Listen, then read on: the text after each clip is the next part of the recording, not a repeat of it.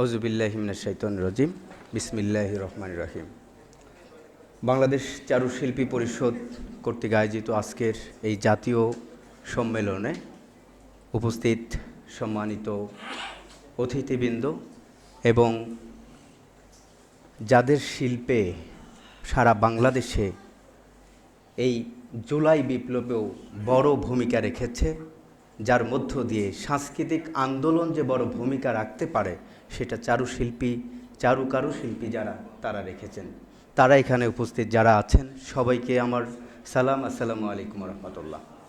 সম্মানিত উপস্থিতি, আলহামদুলিল্লাহ আমরা একটু একটু করে সময় নিয়ে আমরা একবারে প্রোগ্রামের শেষ পর্যায়ে এসেছি।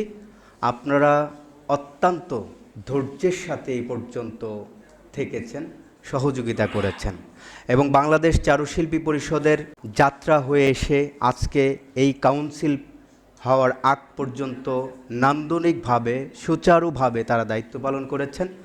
আমরা তাদেরকে অনেক অনেক ধন্যবাদ এবং মহান প্রভুর কাছে ফরিয়াদ করছি আল্লাহ যেন তাদেরকে উত্তম যা এবং খায়ের দান করেন। আমাদের কাছে সময়ও আস্তে আস্তে শেষ হয়ে গেছে, নামাজের সময় সমাগত হয়ে যাচ্ছে, আমরা সময় বেশি নেব না। তো সময়ত উপস্থিতি আমরা কাউন্সিল পর্বে যাচ্ছি।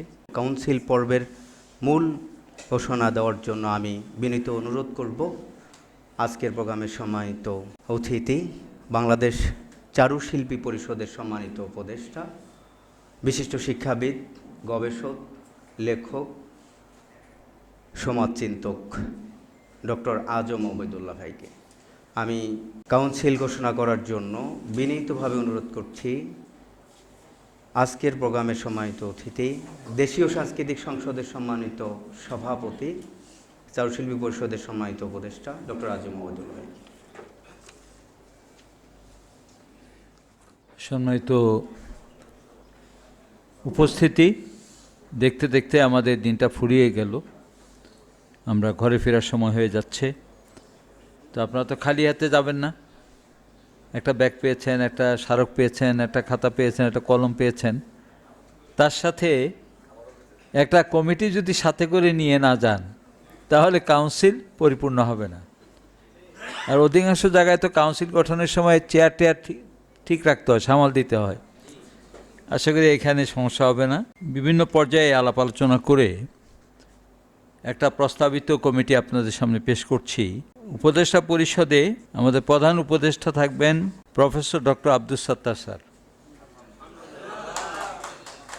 এছাড়া থাকবেন অধ্যাপক ডক্টর নাজমা খান মজলিস, অধ্যাপক ডক্টর মিজানুর রহমান ফকির, অধ্যাপক ডক্টর কামরুল হাসান ইসলামী বিশ্ববিদ্যালয়ের চারুকলা বিভাগের সভাপতি, এবং অধ্যাপক আব্দুল আজিজ। আর পরিচালনা পরিষদ যেটা মূলত, সেখানে আমি তিনজনের নাম ঘোষণা করি, বাকিটা ওনাদের পক্ষ থেকে আসবে। সভাপতির দায়িত্ব পালন করবেন বরাবরই যিনি দায়িত্ব পালন করেছেন এবং দিন দিন ইয়াং হয়ে যাচ্ছেন দায়িত্ব পালন করতে করতে, জনাব ইব্রাহিম মণ্ডল। সহসভাপতির দায়িত্ব পালন করবেন যিনি এতক্ষণ পর্যন্ত আশাবাদ ব্যক্ত করে গেলেন, জনাব শাহ মোহাম্মদ আব্দুর রহিম। এবং সেক্রেটারি দায়িত্ব পালন করবেন জনাব মুফাসসির আহমদ ফয়েজি। আমি এই পর্যন্ত ঘোষণা করলাম, বাকিগুলো মোস্তফা মনোয়ার ঘোষণা করবেন। আচ্ছা, আমরা কাউন্সিল পর্বেই আছি, তো আমরা শুকরিয়া কৃতজ্ঞতা প্রকাশ করছি ডক্টর আজম ওবায়দুল্লাহ ভাইয়ের প্রতি।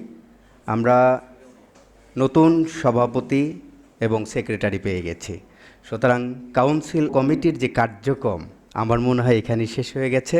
আমি ধন্যবাদ জানাচ্ছি এবং বিদায়ও নিচ্ছি। আগামী দিনে চারুশিল্পী পরিষদ আমাদের সবাইকে সাথে নিয়ে এই সবুজ শ্যামল ভূখণ্ডে একটি সুন্দর বাংলাদেশ গড়ার জন্য যেই ভূমিকা সাহিত্য সংস্কৃতির এই অঙ্গন থেকে নেওয়ার দরকার সেটা গ্রহণ করবে ইনশাআল্লাহ। দোয়া করছি চারুশিল্পী পরিষদের জন্য। আমি এই পর্যায়ে আমি বাকি কমিটি যা হবে সেটা ঘোষণা করার জন্য বিনীতভাবে অনুরোধ করছি বাংলাদেশ চারুশিল্পী পরিষদের নবমনোনীত সভাপতি শ্রদ্ধেয় ইব্রাহিম মণ্ডল ভাইকে।